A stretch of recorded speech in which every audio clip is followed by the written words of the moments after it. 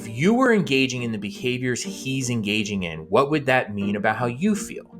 And so you start thinking like, if I didn't text the guy except for sporadically, if I made plans that didn't follow through, what would that say about how I felt about that guy? Well, it actually becomes really simple then. It becomes really obvious, which is like, I just don't like him that much. And it's like, oh. And it's like that flipping of perspective, like, what would be going on in my heart and in my head that would make me behave like this? And all of a sudden it unlocks the whole thing. It's like, oh. I love that. Yeah. I love that.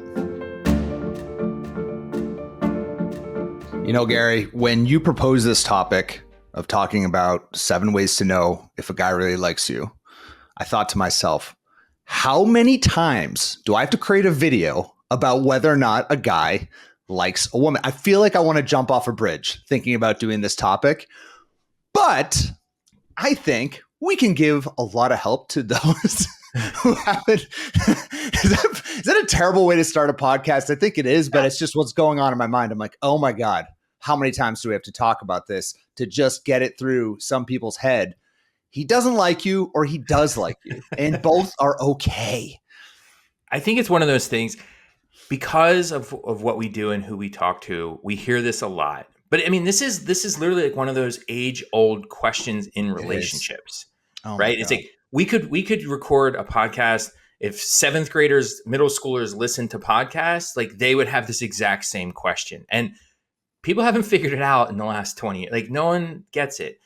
Same with an 80-year-old would be. I'm sure many 80-year-olds are listening to this and they're like, I still don't know if a guy likes me or not. I get it. And sometimes I think when you're in it, it's really hard to know, like to be able to see through the fog of love. Like when I was dating 10 years ago and I was single and getting out there, I'd be talking to a woman and this monologue runs through your head. Does she like me? Does she not like me? And luckily, I've been doing this for long enough that I know to cut that off pretty quickly and realize that in most cases, that's actually not really serving me in the situation.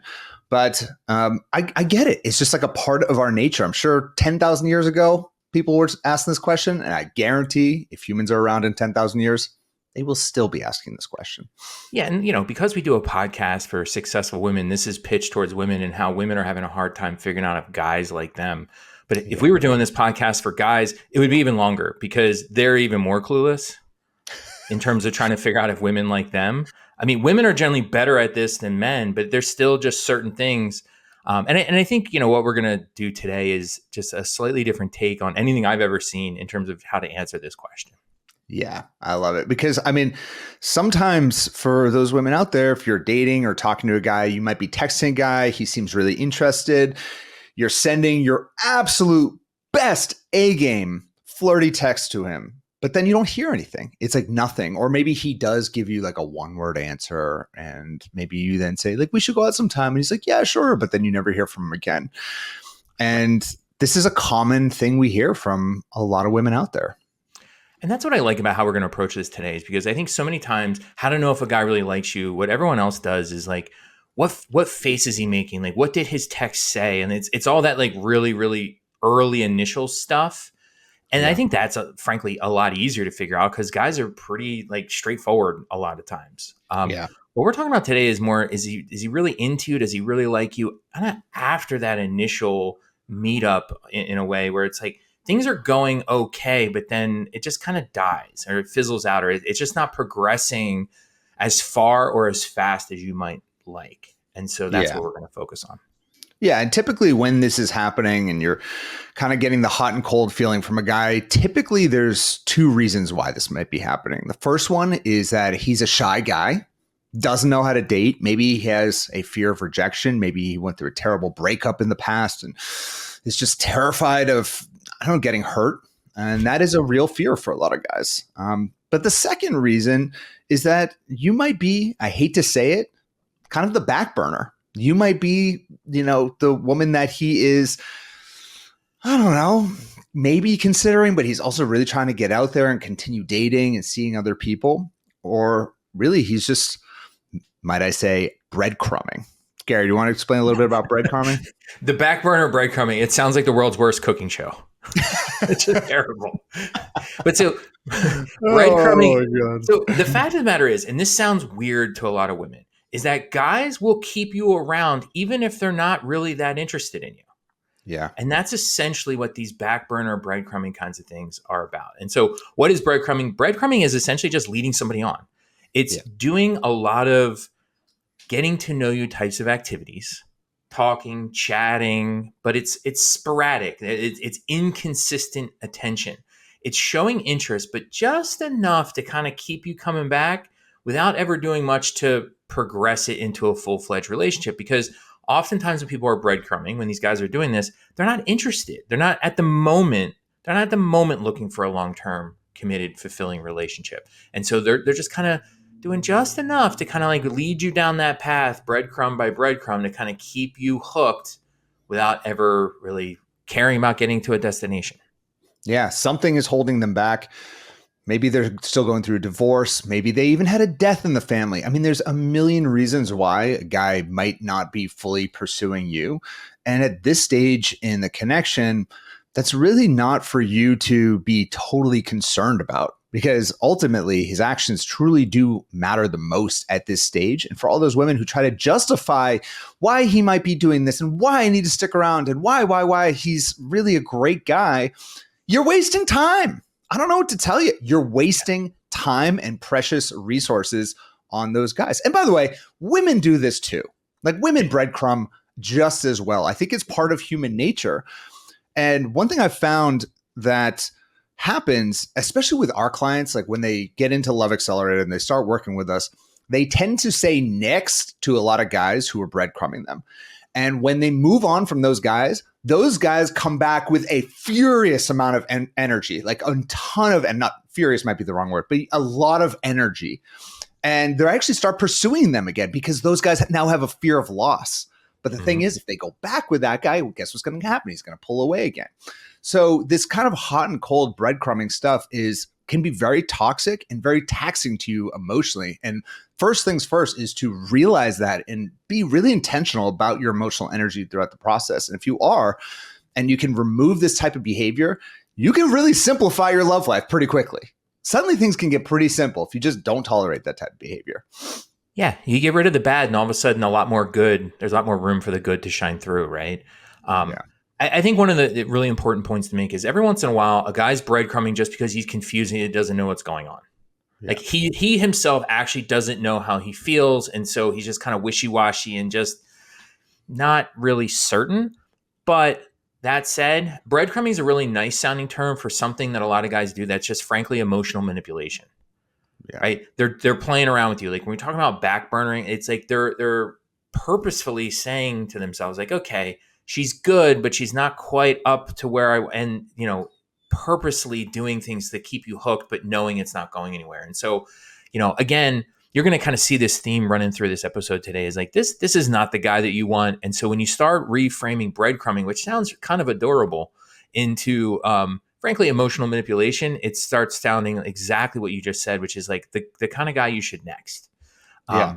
And the thing is, I just want to say one note on this is he might not see you as a potential partner, and that is okay. Like that happens to everyone. That is not just if you look a certain way, you're a certain age, you name the excuse. That does happen to everyone. And those who are successful at dating and finding love are those who can look at that and be like, that is okay. Right. But that he is hot and cold, I'm just not going to settle for that type of behavior. It's just not acceptable to me. In fact, it's actually a little bit it's not a little bit, it's very unattractive to me. Right. And once you can make that shift and you suddenly think to yourself, just not going to tolerate that, it just sets you free. No longer you're going to be hurt by it. You don't have to be hurt by it. It's just like, he's not into it. Goodbye. I don't care why. And honestly, if you don't know why, something I would always do is if I was pursuing a woman, she was just like giving a little bit of, here and there, a little bit of validation. She was texting me randomly.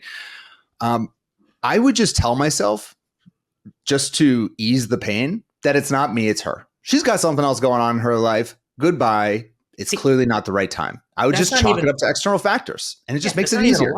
It's not even, it's 100% true, right? Like when these guys are doing this stuff, I'm sure it's partially me. Come on. maybe okay. I'm gonna get all right. I was shaving a percent or two for you, but All right, thanks.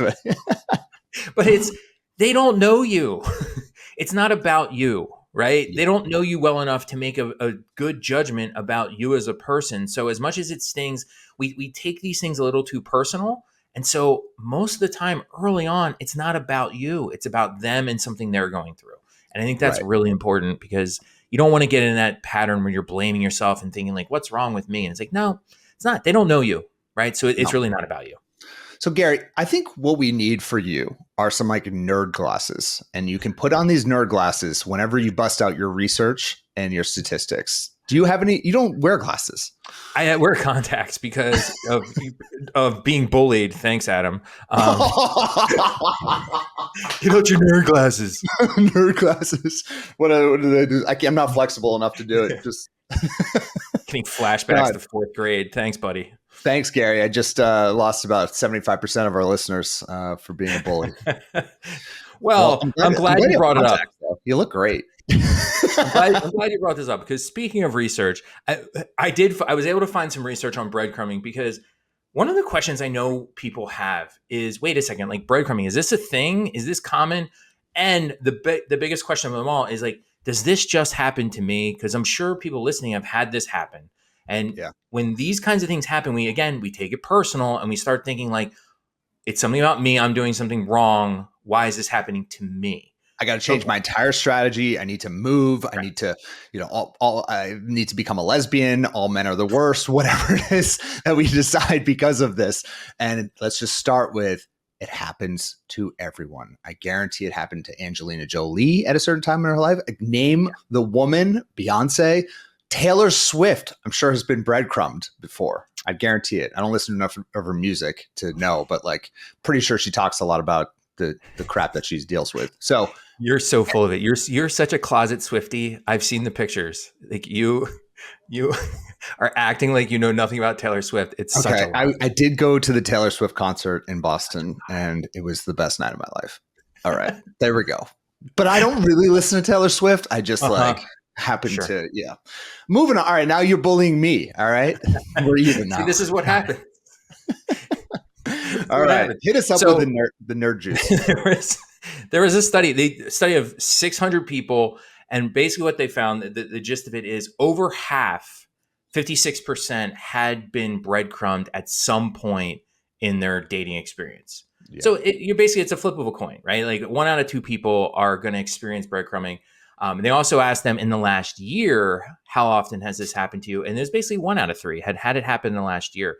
The other really interesting thing was they didn't just ask if you were the victim of breadcrumbing, they asked if you've done it yourself. And it's the exact same percent in the sense that so half of the people had done it to somebody else at some point and about a third had done it to somebody else in the last year. And so what I think is really important about this is just to point out, like, it's prevalent. People do this. And I'm sure the people that are the perpetrators of this, when they're doing it, they're not thinking like it's something specific about that. It's just a behavior that people are doing. It's not a great behavior, but just something that's part of the dating world, which is all the more reason for us to talk about it, help you identify it, and help you learn how to deal with it. So let's talk about why it is that guys do this, or people do it in general. But we'll stick with guys because both men and women certainly do this. But guys do it because they can, right? I mean, they have options. They're getting out there. I'm not saying it's the right thing to do, but a lot of women will tolerate this behavior. A lot of women, like the moment you give them a little bit of attention, they come right back into your arms.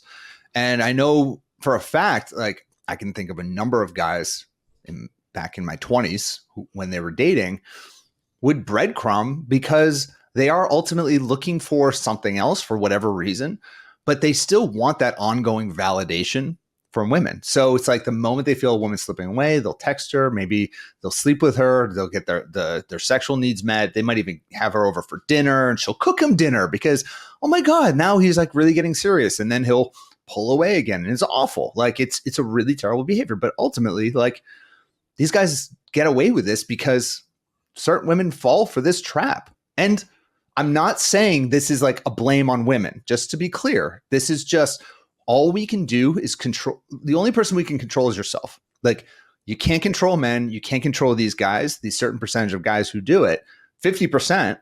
So what other option do we have other than just to not tolerate that behavior?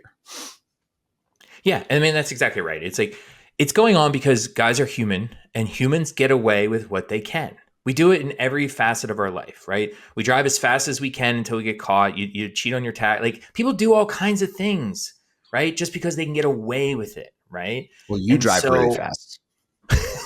Terrified of being in your car. I just like, oh my God. says the guy with a motorcycle. I have an old man motorcycle and I drive like 65 I drive very slow, but But beyond in the any point. case, All right.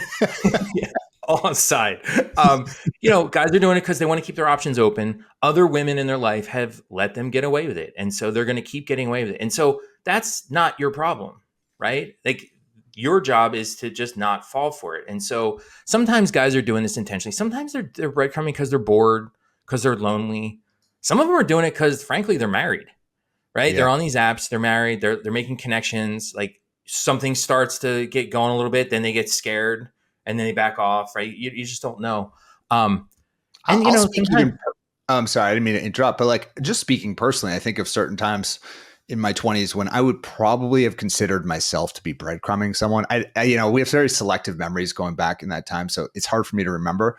But I have a sense that there was a certain time in my life, probably I was like 27, 28, where I was just not open to a relationship. But we as humans still have needs. Like we still have emotional needs, we still have sexual needs. And what you'll do, like what guys will do and women will do the same, is when you're in this phase where you're like, relationships are off the table. Got too much going on. I want to be single. You'll still find yourself like talking to people and engaging with them, maybe even going on dates, maybe even sleeping with people. But then like the moment it gets too close, you're like, whoa, whoa, whoa, whoa. Now I got to push back a little bit. And I think that that's also a big part of it. It's not necessarily always this like crazy manipulative thing that a guy's just trying to get what he needs. It's just like, and by the way, at that time in my life, I remember one thing that I was always very clear about is that was my status. I am not open to a relationship. It doesn't absolve me. I'm sure I did not handle it well. If I could go back in time and slap that guy across the head, I would, but I can't. So all I can do is share my experiences with you. But I think that plays a decent part of it. And in many ways, that should set you free, the women who are listening to this, if a guy is doing that, because it's like, yeah, he does like you, but he's not going to date you. Yeah. He's not going to be in a relationship with you. And that's final. That's it. You would know it if he did. He likes you, just not enough for the kind of relationship that you're looking for, right? Yeah. And I think your point is really important, that not every guy's doing this for emotionally manipulative reasons. I mean, one of the basic reasons that people will do this, breadcrumbing, is they just don't know how to end things. And because people have a hard time like just saying, hey, this isn't working out, I'm moving on. And so they just kind of they try to do that slow fade thing, and it ends up being breadcrumbing. And so, here all those different reasons. None of them are good in the sense of setting you up for a long-term, fulfilling, committed relationship. And I think that's a really important piece. And so, we said why guys are getting away with this because it works and other women have fallen for this. And so one of the other questions I think that comes up with this is like, why would this work? Right. And I just had a client last week in one of our masterminds she said, this is a terrible feeling. So why do I want him? Like, right. Again, people wouldn't do it if it didn't work. And so why does it work? And it works. What is this sick psychology? What is going on in our sick heads, Gary? It's intermittent reinforcement. Right? That sounds sexy, right? Oh, yeah. And so we've talked about this once before, but it's this idea, it's like the slot machine feedback kind of thing. It's like when it's breadcrumbing, you don't know what you're going to get from them. And so you go days without anything. And so then when you do get some kind of message, or even better, like some kind of like more meaningful seeming interaction, it's like, oh, amazing. This is awesome. And then it goes away and you're like, where did it go? Where'd it go? Right? And then you're just kind of like dying to get that back. And it keeps people hooked. Have you ever been to like any casino? You just see people, pulling it's addictive. Gary, I was at a casino at a recent conference and I have a deep, dark confession. Okay. I started playing slots That's not even the confession. That's just really fun. But I went to the bathroom at the conference, and on the walk to the bathroom, I saw a slot machine, and I played slots for at like 12:30 p.m. Like just like middle of the day. Okay. And like Allison, who works at Love Strategies, I told her later, she's like, "What is wrong with you?" I'm like, "I don't know." It's that intermittent. What is it? Intermittent what? Intermittent reinforcement. Yeah. But you know what? I won so much. I like won a lot. For those of you who are against gambling, I'm not a big gambler, but like it's really fun sometimes. So I'm not ashamed of that. The winning part is fun. It's just, you know. Well, and I think that's the thing is to get, and this is, we can't speak on gambling addiction, but I think in general, when you are drawn to things and you find yourself chasing something that you know is not good for you, the first step is to just notice how you feel when you're chasing that thing and when you're not getting the thing. Like if you really notice when you lose the money at the end of the night, if you don't just like rationalize it and are like, oh, you know, that's fine. It's just like gambling. I paid for entertainment. If you're like, no, I just lost $400, like $400 I could have donated to Africa and saved like a child's life. If you really look at that and be real with yourself, suddenly you won't do that behavior. Same thing with like chasing a guy who's not giving you much. Like if you really notice that feeling when you're sitting there on a Friday night, he said you got plans, but you haven't heard from him, and this has happened 3 times over again. And you look in the mirror and think, how does this really feel and make me feel? And is this the type of person that is going to stay with me for the rest of my life? Heck no. Like notice that feeling. Don't rationalize it away. When you rationalize it away, suddenly it makes it okay. So you got to just look it straight in the eyes, like just straight in the face. What is really going on here? And once you do, you'll stop chasing that dopamine because the dopamine ain't worth it. It's just not worth it. Yeah, like a win in a slot machine, fine. Every once in a while, that's fine. But like going out with this guy every 3 weeks, having a night with him, maybe sleeping with him, is that really worth it? Really? Probably not. Well, and the thing is, it's like every person that gambles, and you always hear about the wins, but like you know what goes into every win? A lot of losses too, right? And it's the same thing in dating. And so I think the other psychological principle that factors in here, other than this intermittent reinforcement, is this idea of gain loss theory. Gain loss theory is this idea where winning somebody over is particularly appealing. So if someone starts off not really liking you or being a little cold, and you can somehow just kind of like work through it and like win them over and really bring them over to liking you, it's that much more exciting. And so there's some of that that's going on too, which is he's making himself scarce. He's being a little aloof. He's being a little distant. And so it's like, okay, game on. I can get this guy. I can draw him out. I can be the one to crack the code. And if I do, how amazing is that? And like, there's a certain appeal to that, but it's not a game worth playing. No. I mean, teenagers play that game. I played that game in my 20s. Like it was fun. Like in some ways, like competitive. Oh, she doesn't like me.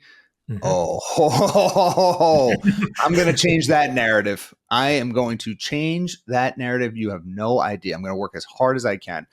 And then you waste 90% of your energy on the 10% of people who don't like you. What a waste of human life. And it's needy. It's very needy in a grand sense. It's like, why do you need everybody to like you? Or like, why? Like just, where's that come from? Right. Is it you just don't really like yourself? Yeah, I think it's, you're looking to fill something that you're lacking, and you're doing it. You're looking externally for attention when it's, you're not getting it from within a lot of times. And so it's like it's an anxiety attachment kind of thing too. Yeah. All right. So what are the signs that you're being breadcrumbed? We can go through these pretty quickly, I think, so we can get to 7 ways to know if he really likes you. All right. So being breadcrumbed, how do you know if this is actually happening to you? So sporadic and unpredictable communication. It's just a weird texting pattern. He's not texting you every day. It's sometimes it's there, sometimes it's not. Days go by with no clear reason why. Yeah. And the second one is that he's just keeping those interactions incredibly superficial, very surface level, not trying to look at what's under the hood. He doesn't really want to get to know you on a deeper level. It just, talks about your day and work. And you want to come back to my place? Cool. Yeah. Great. Yeah. The next one is he'll make plans, which sounds really promising, but then they're constantly falling through. Last minute, something happens. Some friend needs something, some cousin needs something, a tire goes out. Even there's always an excuse. And that's a bad sign. Yeah. Another one is just the constant sending of mixed signals in that he'll say that he likes you a lot. He'll give you the words, but other times he shows himself as being completely disinterested and emotionally just unavailable. I mean, it's the ultimate hot and cold. And you're like, am I crazy? Didn't he just tell me that I'm the most special person in the world to him? And now he's nowhere to be found. Like, what's going on here? Yeah, and when he's doing that, it's like you're asking him emotional questions, but he's swerving them. He's avoiding answering those questions, constantly turns around and starts asking you questions when you ask him questions, which is a tough one because it seems like, wow, he's really interested in me. But careful, sometimes guys are doing that to just avoid them answering anything. Yep. I think another one is being flirty with no follow through. Like Yep. really flirty on text, like you're adorable, like all this really great stuff, but like never actually pushing that forward to turn, things to the future.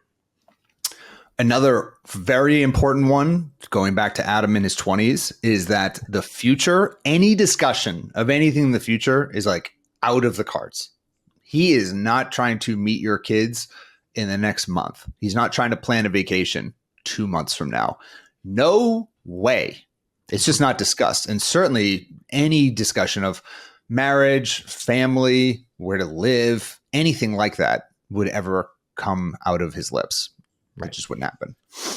And so the last one, and this last one's tricky because it sounds so reasonable, is that I'm just super busy, right? So it's the guy who's super busy at work. He's going through a busy period of his life. He's going through all this stuff. And so I just can't make the relationship a priority. I can't really follow through on a lot of stuff because I have a lot of other things going on. Now, right. On one hand, that does sound very reasonable, but here's the other side of it is he knew about this. Right? Like he knew his life was going to be busy. He knew his work was going to be busy. His work's probably always busy. And so it's not really a valid excuse. And so, we'll say this later too, but behavior reveals priorities. And it's just basically him saying he's not willing to make you a priority. I don't care if he's a billionaire. Everyone has a night a week that they can spend with a person that they care about. Like if you don't look, if he's saying he's busy because he's not responding to your text within 2 hours, I agree with him. He's busy. That's cool. But if it's like, the past 3 weeks have been just crazy. There's so much going on, barring, like I said, major life events, death in the family, he just got laid off, you name it, barring like major catastrophic events, no one is just that busy. They're just, it's the easiest excuse you can give to another person to not actually follow through. It just, if you ever just want to be a flaky person, just be like, oh my God, like work has been so busy lately. Well, and it works because everybody's busy and, you're successful. Like if you're listening to this podcast, you're a successful woman. Like, so how busy you are. So when someone else says they're busy, you're like, oh, like the empathy kicks in. You're like, oh my gosh, I get it. I know how that is. And so it's a really tricky one. And so like Adam just said, I think the only time it's acceptable, big major things, or it's got to be something unexpected. Because otherwise it's like, it's a failure to plan. Right. And if it's a failure to plan, it's a failure to prioritize. And that's a problem. I want to tell you just a quick side note. I've been reaching out to some contacts in my network because I'm doing a secret interview series with some men to get the inside scoop. And I reached out to one guy that I know pretty well. I've known him for a couple of years. And I was like, hey man, will you do like an interview with me? Because I want to just dive deep into your mind about dating and love and all this stuff. And he responded to me in a way that was so honest, that was just amazing. And I really appreciate it. He goes, I would love to, but if I do that, I will not honor the promise I made to myself, which is to not accept any meetings with people. And I'm like, wow, thank you for the honesty. It was like so honest. I'm like, he wasn't like, hey man, I'm busy right now. Like maybe we'll do it another time. He's just like, I made a promise to myself that I will not take any meetings or whatever it was. And I was like, I have nothing to say that set me free. I'm not going to keep chasing you. That's it. It was just like this dose of honesty that I've honestly never gotten that response when I'm asking someone for a favor before. I really enjoyed it. That's a good one. You're just going to have to reach back out to him in like February when that New Year's resolution of his has fallen by the wayside. He is extremely successful. So he's not the type to just do a New Year's resolution. He's many deca millionaire, super thick dude. He's a real deal. So I have a feeling he's sticking with whatever this resolution is. And that's fine. You know what it is? what he's doing? Boundaries. And that, we probably don't talk about boundaries nearly enough, and that's a whole other podcast, but that's essentially what he's doing, which is smart. He Good for him. kindly told me to F off. And I was like, that's amazing because you're a friend. Like, I'm going to see you again soon. Like, it's not like we don't like each other. He's just like, I'm not making time for this, anything else except what I'm doing right now. Cool. Respect it. Respect, brother. I'm going to use that line from now on. That's my new thing. Sorry, Gary. No podcast. I like that. No podcast, man. I will not. I made a promise to myself. No, I'm just kidding. I always got time for you, brother. Always got time. We got to talk about breadcrumbing, man. Like that's what we got to be here for this. If I'm breadcrumbing you right now, I'm doing a little push. Take a little. Like let's land this plane. All right, let's land this plane. Let's end this. Let's get to the end of this. So we know, like, we have all these signs that you're being breadcrumbed, right? And so we want to avoid it. And so we're going to get into some specific things, but here are some general principles because I think it's really important to just have general mindset and just general mental models to use. And so the first principle to save yourself from a breadcrumbing guy is number one, the most important one easily is don't forget you're amazing. Yeah. And you're high value, you don't settle for crumbs. That's not what you deserve. You're not going to settle for this. You deserve better. Don't lower your standards, increase your patience, move on. Yeah. And I think just to avoid any type of like self-helpy, your great stuff, I just want to add to, not saying that you were doing that, Gary, but like a lot of people will say you're great and all that stuff. But really, I think the big thing to take away from this is just because he's breadcrumbing you doesn't mean that you are low value. I'm kind of like switching that a little bit. Yeah. Just because he's not into you, it's not a reflection on you. So then if you swap that, it's like, you're the prize. You're amazing. Yeah. Be amazing. The second principle that we've been saying for over 10 years now is never invest more in a man than he's investing in you. Never invest more, especially in the dating process. If you're in little love step 1 through 5, it's not yet an exclusive committed relationship. He better be making more investment in you than you're making into him. Otherwise, it ain't happening. Not happening. Right. So the third principle, and something we alluded to before, is behavior reveals priorities. So Adam talks about this in terms of, look at the video, don't listen to the audio. But it's like, what is he actually doing? And so I would take that even one step further to say is like, take a little perspective. If you were engaging in the behaviors he's engaging in, what would that mean about how you feel? And so you start thinking like, if I didn't text the guy, except for sporadically, if I made plans that didn't follow through, what would that say about how I felt about that guy? Well, it actually becomes really simple then. It becomes really obvious, which is like, I just don't like him that much.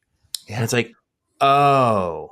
And it's like that flipping of perspective, like what would be going on in my heart and in my head that would make me behave like this? And all of a sudden it unlocks the whole thing. It's like, oh. I love that. I love that. Yeah. And if that's happening with a guy, it might not even be because he's not a great person. It might have nothing to do with him. You're just like, spark's not there. Or maybe you're like, I don't see a future because of this one thing. Maybe there's a religious barrier. But maybe you're Christian, he's Jewish, whatever. It could be a million different things. It's just like, that's not everybody's a match. Not everyone's a match. And so cool. I love that. I love that. So does he really like you? Here are 7 ways to know. Number 1, consistent communication. He is going to predictably want to be in your life, whether that is setting plans, whether that's texting or calling you. It's relatively predictable. And when we say predictable, we use that word because some guys might text more than others. Like for me personally, I'm not a huge texter. Even when I really liked a woman, I'd still like maybe once a day. So, but it would be predictable. And certainly like until we were in an exclusive committed relationship, it would be kind of the same pattern, trying to see that person, wanting to be around that person. If it's not, if it's inconsistent, and when we say inconsistent, it's like a week off, 2 weeks off, suddenly he just disappears and he comes back. No, not acceptable. So one of the things that you're going to see with all these good signs, there are also qualities that you want in a long-term relationship, right? And so the second one is he follows through and he does what he says. Again, we want somebody who's predictable. We want somebody who's stable in a long-term relationship. And so if a guy's really into you, he's going to follow through and do what he says. Yeah. Next one is that you're just clearly a priority in his life. Like he puts his, where we spend our time is what we make a priority. That's at the end of the day. When someone says that they are busy, that just says to me, you're not a priority. And that is okay. But that is the translation. It's like that guy, my friend. Mhm. It's like, hey, man, will you take time to do this thing for me? And he basically said, Adam, you're not a priority. And that is okay. You know, like, and it's like, if you can just end it with, that's okay. Yep. Suddenly it just sets you free rather than being like, well, why isn't he making me a priority? I'm not going to be like, why isn't that dude making me a priority? I'm like, I'm just not a priority.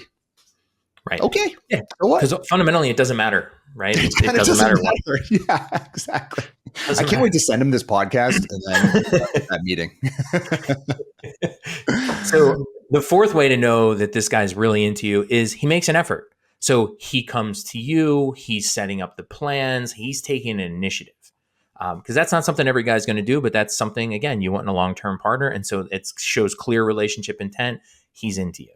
Yeah. The next one is just emotional vulnerability. He's not afraid to share those parts of himself that might not quite be perfect. He will share things about how he's actually feeling at times. Like guys are not going to be as emotionally open book likely as you are, but they'll try. And it's the opposite would be that he feels like an emotional robot. Like you feel like there's just this massive barrier and nothing is happening there. And you can't even tell if he likes you when you're around him. That would be the opposite of emotional vulnerability. Right. So the sixth one is he makes sacrifices for you. And so some examples of that is like he's willing to meet with you after a long, hard day at work, right? He's willing to stay up late with you, even though he's got to get up early the next day. And so it's really a matter of like, it's sacrifices, but it's also just not only a relationship that's at his convenience. Like if it's, some guys are like, oh, if it's optimally convenient, I'll do it. But if it puts me out in any way, I just can't be bothered. Like a guy that's really into you is going to like go that extra mile, so to speak, and do things that aren't convenient for him, that are a little bit tiresome, costly to him in some ways. And so that shows that he's really into you. Yeah, I agree. And then the final one is that it's not just a physical connection. He actually wants to get to know you like as a friend. If you're finding that every date you go on is just grabbing drinks at 9 p.m. at a bar right near his apartment and you know where that's ending, not a great sign. But if you find that he wants to spend time with you during the day, he really asks you questions about your life, he genuinely feels like the connection feels almost as if it was like how it would feel with a friend, like a good friend. You're just getting along and he really cares about you and he's respectful towards you. That's a great, great sign because ultimately every relationship just is a friendship. Yeah. And so, all these things are designed to help you find the guys that are really into you, avoid the breadcrumbing guys. And I think, something I came up with that sums this whole thing up is settling for crumbs doesn't keep you fed. It keeps you starving. And that's important. Yeah, I agree with that. So hopefully for anyone listening to this podcast right now who's going through this right now, I just want you to be able to rise up in this situation and realize that it's not serving you to have all of these different guys in your life who are just giving you little pieces. It's not worth it. It's not worth it. And until you start actually valuing your time, your emotional energy, it's not until you start valuing it that guys will value it as well. And by settling for this type of crap from guys, suddenly you are just telling yourself that you don't care. Like you don't care about your own time. You don't care about your own emotional energy. So now is the time. Start caring about it.